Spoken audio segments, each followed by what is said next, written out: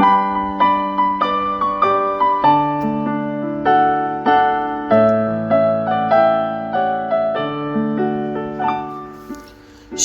salam sejahtera bagi Bapak Ibu, Saudara-saudara, anak-anak yang dikasihi oleh Tuhan Yesus Kristus.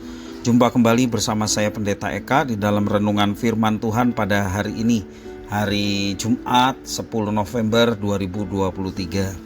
Sukacita dan damai sejahtera dari Tuhan Yesus kiranya menyertai hidup kita sekalian. Puji nama Tuhan. Pembacaan firman Tuhan hari ini sampai pada Roma pasal yang ke-7.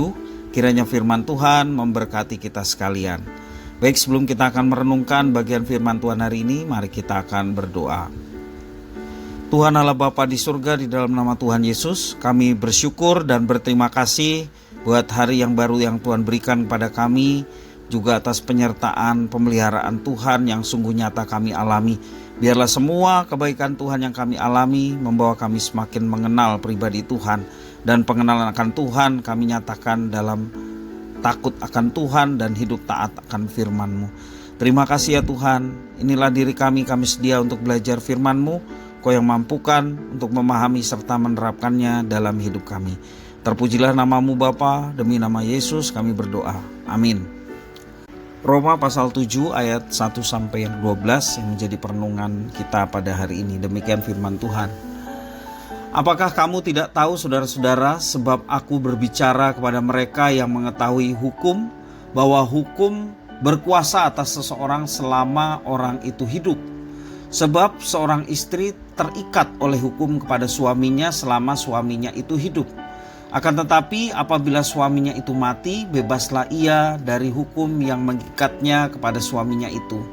Jadi selama suaminya hidup, ia dianggap berzinah kalau ia menjadi istri laki-laki lain. Tetapi jika suaminya telah mati, ia bebas dari hukum sehingga ia bukanlah berzinah kalau ia menjadi istri laki-laki lain.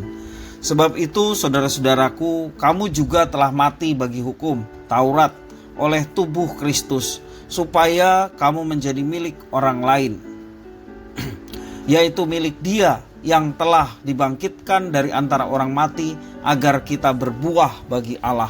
Sebab waktu kita masih hidup di dalam daging, hawa nafsu dosa yang dirangsang oleh hukum Taurat bekerja dalam anggota-anggota tubuh kita, agar kita berbuah bagi maut. Tetapi sekarang kita telah dibebaskan dari hukum Taurat, sebab kita telah mati bagi Dia yang mengurung kita, sehingga kita sekarang melayani dalam keadaan baru menurut roh, dan bukan dalam keadaan lama menurut huruf hukum Taurat. Jika demikian, apakah yang hendak kita katakan? Apakah hukum Taurat itu dosa? Sekali-kali tidak. Sebaliknya, jikalau oleh hukum Taurat aku telah mengenal dosa, karena aku juga tidak tahu apa itu keinginan. Kalau hukum Taurat tidak mengatakan jangan mengingini, tetapi dalam perintah itu dosa mendapat kesempatan untuk membangkitkan di dalam diriku rupa-rupa keinginan. Sebab tanpa hukum Taurat dosa mati. Dahulu aku hidup tanpa hukum Taurat, akan tetapi sesudah datang perintah itu dosa mulai hidup. Sebaliknya aku mati, dan perintah yang seharusnya membawa kepada hidup ternyata bagiku justru membawa kepada kematian. Sebab dalam perintah itu dosa mendapat kesempatan untuk menipu aku, dan oleh perintah itu ia membunuh aku. Jadi hukum Taurat adalah kudus, dan perintah itu juga adalah kudus, benar, dan baik.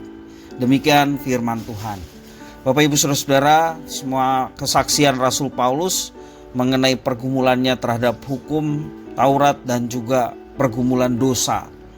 Bapak Ibu Saudara-saudara yang dikasihi oleh Tuhan, di awalnya dinamit diciptakan untuk menolong pekerjaan di pertambangan. Namun di kemudian hari orang-orang memakainya dalam perang untuk mengadakan banyak kehancuran. Sesuatu yang baik menjadi sarana maut. Ya, itulah dinamit. Nah Bapak Ibu Saudara, begitu juga fungsi hukum Taurat berkaitan dengan dosa. Menurut Rasul Paulus, Taurat pada dasarnya baik dan kudus. Namun karena manusia dikuasai naturnya dosa, ya, hukum yang baik itu justru merangsang manusia untuk makin berdosa. Hukuman maut menjadi tidak terelakkan, namun oleh karya Kristus melalui penyalibannya, Allah melepaskan kita dari belenggu Taurat dan dosa. Kita telah putus hubungan dari Taurat dan dosa dan dipersatukan dengan Tuhan melalui anaknya Yesus Kristus yang hidup. Penjelasan ini menyingkapkan kengerian dosa kepada kita, bahwa dosa tidak hanya jahat di mata Tuhan, tetapi juga dapat mengubah yang baik menjadi yang jahat. Dosa membuat manusia menyalahgunakan kebaikan Tuhan Allah. Seperti contohnya, uang itu baik, mempunyai keturunan itu baik, tetapi dosa membuat orang-orang memberhalakan uang, juga memberhalakan keturunan. Oleh karena dosa, manusia selalu mencurigai Allah. Segala hal yang diizinkan terjadi di dalam hidup manusia dianggap sebagai kutuk atau cobaan dari Tuhan Allah. Itu yang sering kita dengar, bahwa cobaan datangnya dari Tuhan. Demikian juga bagi orang yang berdosa, semua yang dilakukan Allah selalu dipersepsikan salah. Itulah yang dilakukan oleh manusia di hadapan Tuhan karena keberdosaannya. Bapak Ibu Saudara, kiranya kenyataan ini sesungguhnya menjadi peringatan bagi kita orang sudah ditebus oleh Yesus Kristus. Betapa malangnya nasib orang yang dikuasai dosa. Hal yang baik menjadi buruk baginya. Segala kekayaan menjadi kutuk. Segala pencapaian sia-sia. Ya. Orang yang menikmati dosa biasanya sulit untuk menerima anugerah keselamatan, sebab ia sudah terjebak dalam lubang maut. Maka bersyukurlah bila kita dilepaskan dari perangkap yang mematikan itu. Tuhan Yesus membebaskan kita dari belenggu dosa dan memberi kita hidup kekal, hidup yang baru. Mari kita hidup sesuai dengan status baru kita, yakni anak-anak Allah, sesuai dengan keadaan kita yang baru, yaitu sebagai orang-orang yang tidak lagi dikuasai dosa dan hidup seturut dengan rencana dan kehendak Tuhan. Bersyukurlah kepada Tuhan, sebab Tuhan memberi kepada kita kuasa untuk melawan natur dosa yang ada di dalam tubuh kita melalui Roh Kudus. Seperti yang Tuhan Yesus katakan, apabila Roh Kudus itu menyertai kita, Ia akan menginsafkan kita akan dosa. Selain kita diinsafkan akan dosa, kita juga diinsafkan untuk melakukan kebenaran. Dan kita juga diingatkan saatnya nanti Kristus datang menjadi hakim, akan menghakimi semua manusia.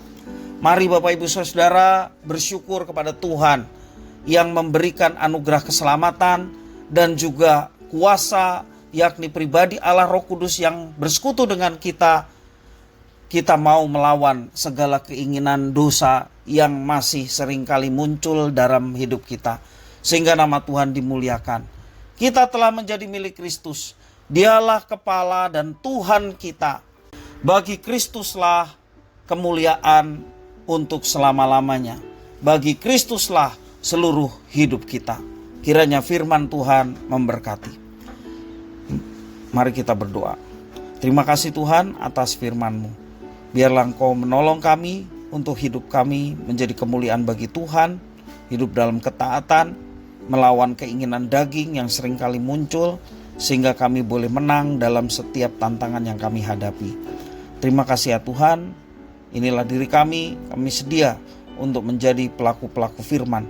Berkat pertolongan Tuhan yang memampukan kami semua untuk melaksanakannya. Demi nama Yesus Kristus kami berdoa mengucap syukur. Haleluya. Amin.